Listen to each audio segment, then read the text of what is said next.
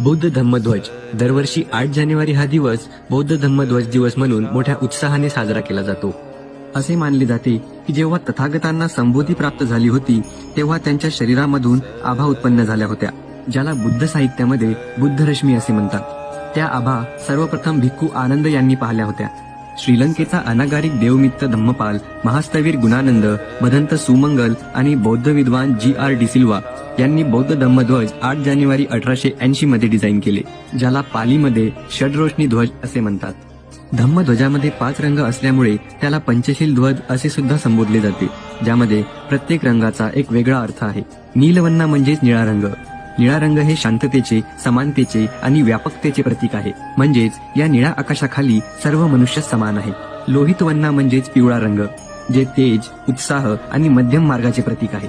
मध्यम मार्ग म्हणजेच बुद्धांनी सांगितलेला अष्टांगिक मार्ग, जो उत्कृष्ट जीवन जगण्याचा सरळ आणि सोपा मार्ग आहे. अवधत वन्ना म्हणजेच लाल रंग, जे शौर्य, ऊर्जा आणि परिश्रमाचे प्रतीक आहे. प्रत्येक व्यक्तीने जनकल्याणासाठी परिश्रम केले पाहिजे, तसेच धम्माची रक्षा करण्यासाठी सदैव तत्पर असले पाहिजे.